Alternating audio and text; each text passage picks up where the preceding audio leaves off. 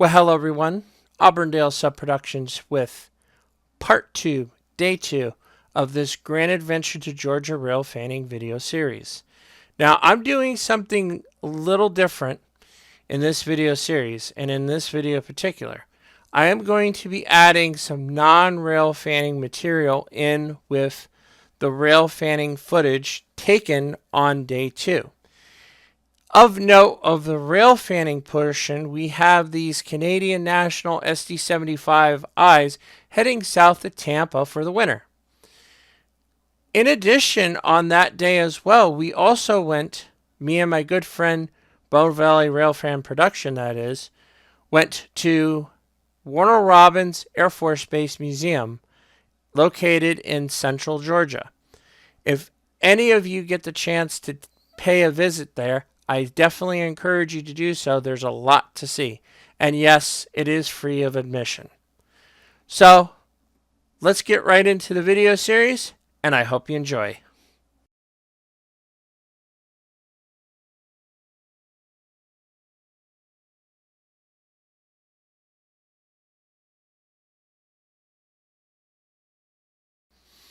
Now, this B-52 in question here is the last variation of B-52 to have a tail gunner.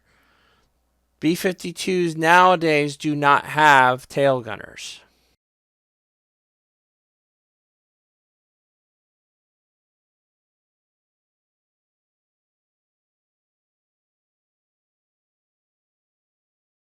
And here's an F-15 Eagle on display at the visitor center right as you enter the museum.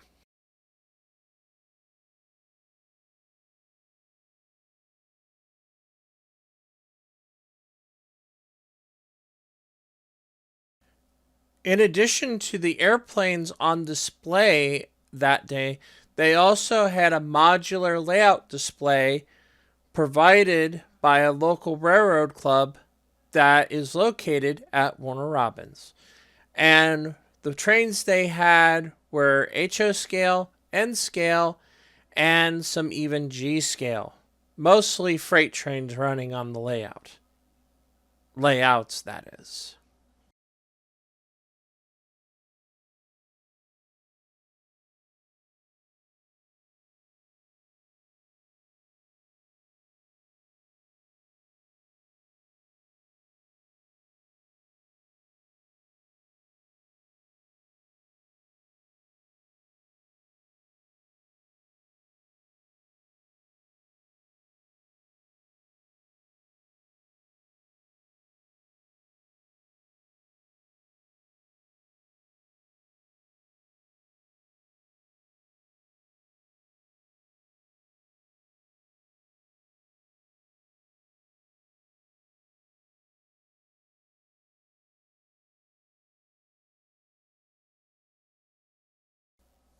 In addition to some exhibits regarding commercial aviation, they also had a NASA exhibit as well.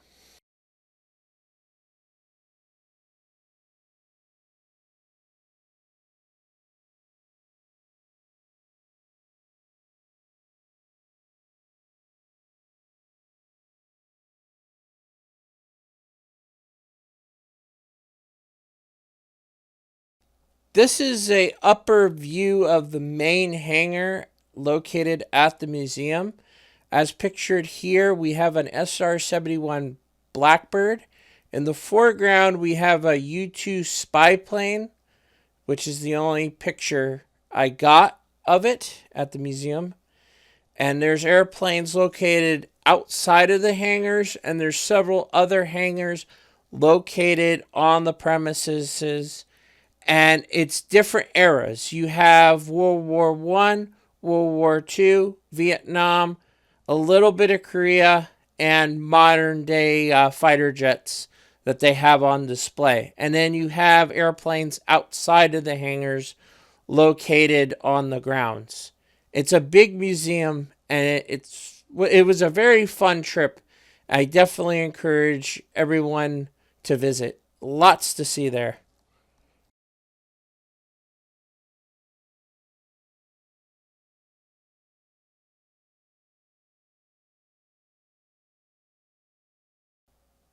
This is not a mock-up. This is an actual jet engine that they took off of an aircraft to put on display here at the museum.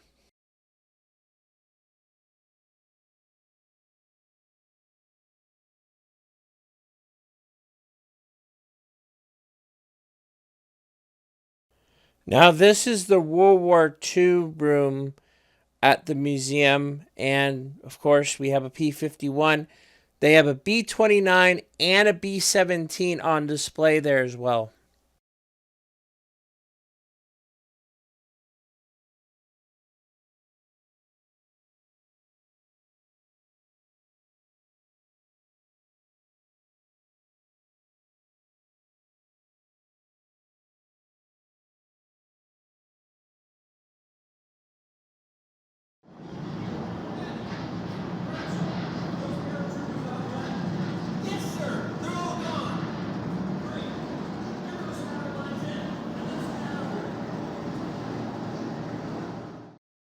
Now, this is a mock-up of a C-47 dropping paratroopers off.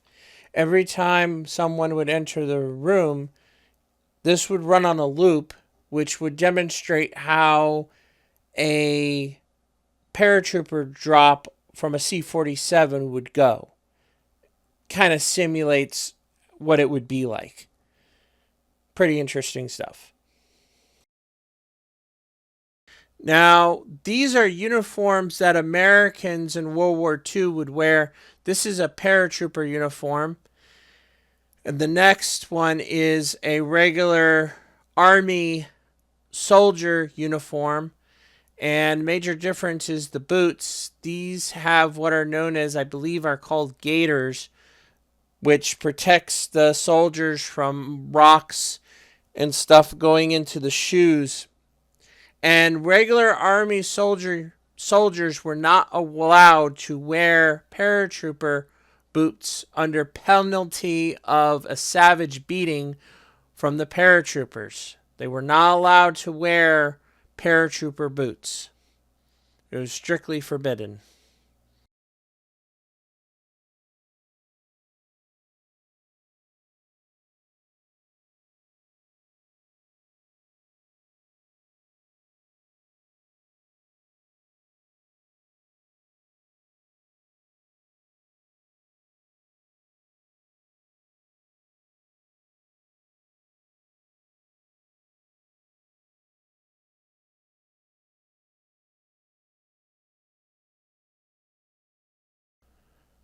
This is the uniform of the dreaded Nazis, the Axis powers.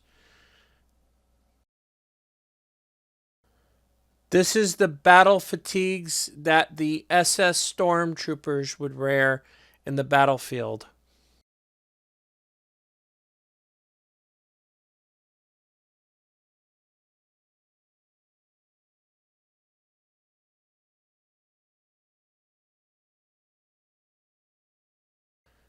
What we have here are some Medal of Honor recipients in the ETO theater of operations during World War II.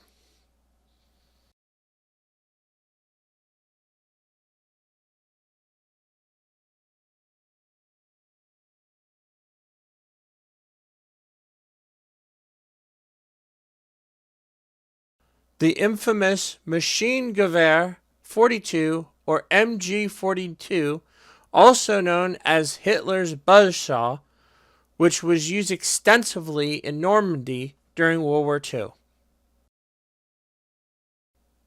This is one of my favorite exhibits of the whole trip to Warner Robyns, is this B-17 in this beautiful polished aluminum scheme. Definitely one of my favorites. And of course, the B-17, as you know, was extensively used in the European theater of operations and a little bit in the Pacific as well during World War II.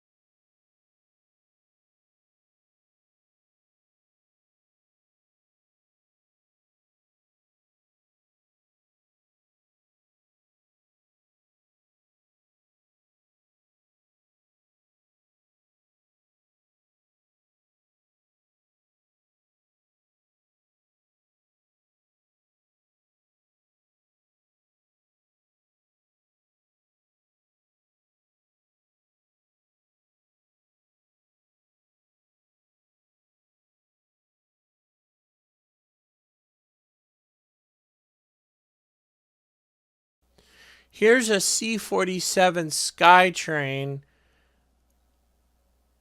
suspended high above the museum. This is one of the planes that would have been used to drop paratroopers in Normandy during World War II.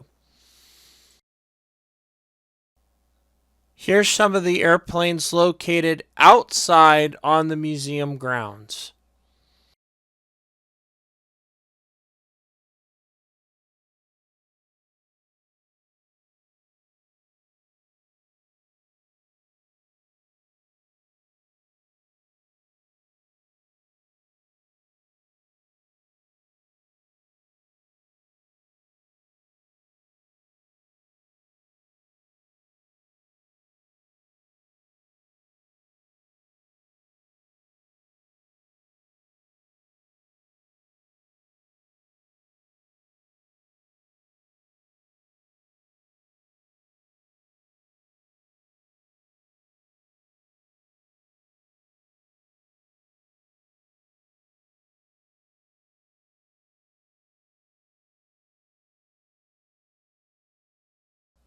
They even had a MiG-21 on display outside on the museum grounds.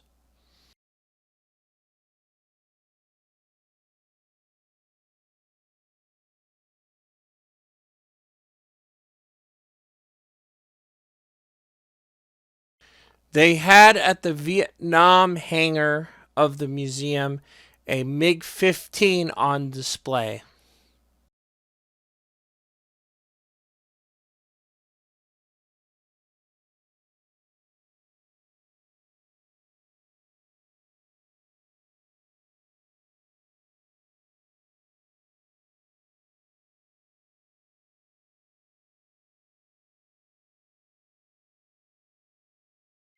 And here is a Huey on display at the Vietnam hangar of the museum.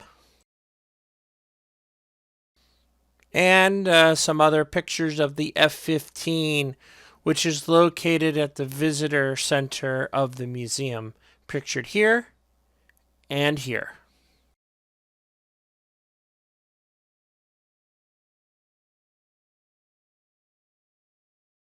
Here's a bird's eye view of the outside grounds of the museum from the main visitor center located at the museum to give you a perspective of what the outside grounds of the museum looks like.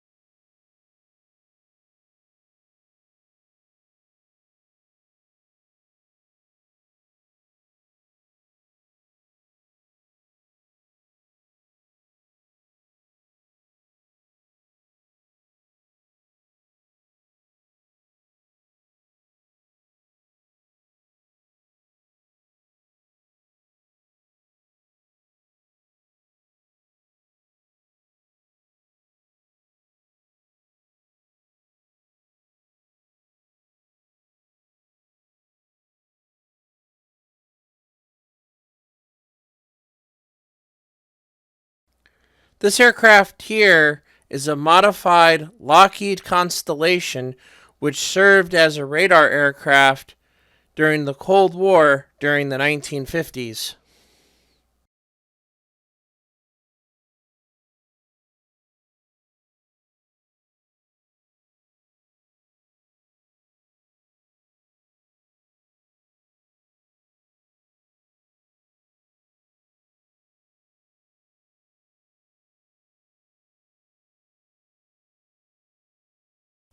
Well, that's everything we saw at Warner Robyns, the C-130 and this other C-130 with an interesting patch on it, as you can see here. And what better way to end this trip than a stop at Buc-ee's? And we saw the Bucky Beaver there. How about that? And now we'll be getting into the Railfanning footage from day 2 of this mission to Georgia. And I hope you enjoy the Railfanning footage in this video.